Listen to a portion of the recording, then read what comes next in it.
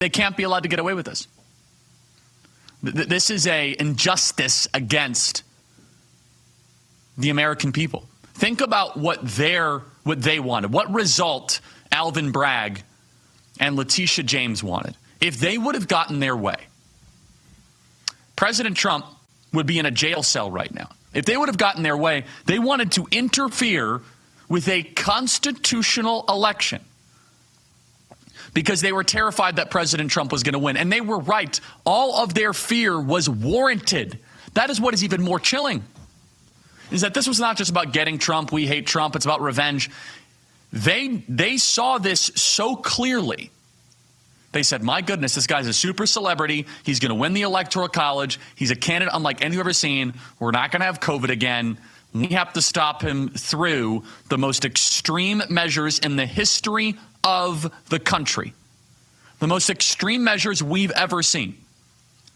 And for years, they tried to paint him as Hitler. They tried to paint him as the worst person ever to justify the indictment and the proceeding of criminal charges. Today, President Trump was officially sentenced with an unconditional discharge. Let's play cut 144. This is the news report as breaking today, as we are now able to close the chapter on one of the most dark, disturbing, and dare I say, evil moments in the history of this beautiful republic. Play cut 144. Donald Trump, I thought, gave a pretty effective statement where he said, quite simply, I was indicted because my accountant labeled legal expenses, and that's why I'm here.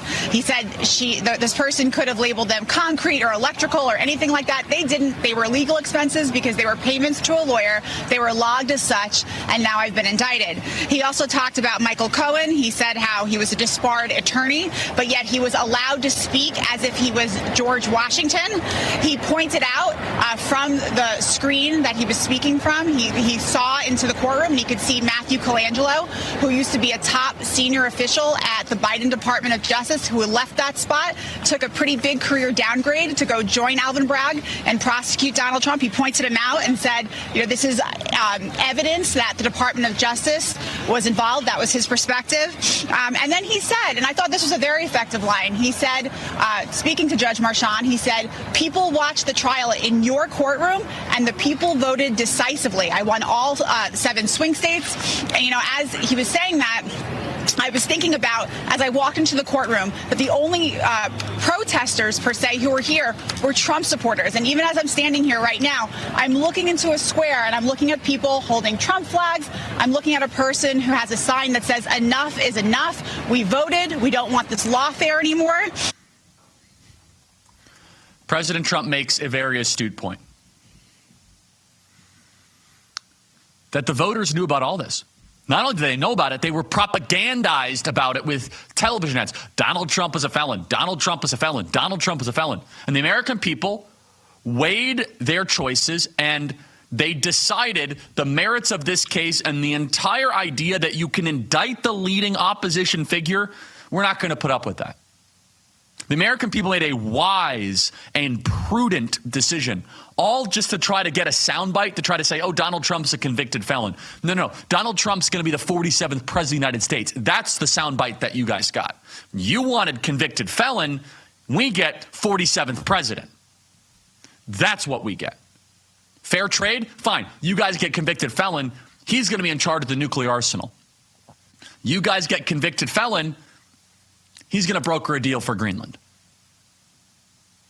It is the ultimate Genesis 50:20 moment, one of my favorite verses in the Bible. What the enemy meant for evil, God will use for good. That was in the context of Joseph at the end of the first book of the scriptures.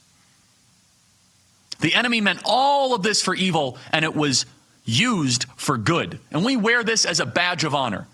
But I hope all of you, and we need to remember this as we look at President Trump, what he had to endure, and he did it voluntarily. He could have backed off.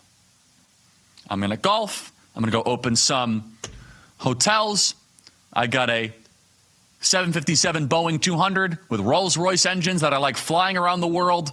I'm a former president, whatever. And they never would have indicted him. They never would have come after him. They never would have touched him. There's a little quiet broker deal.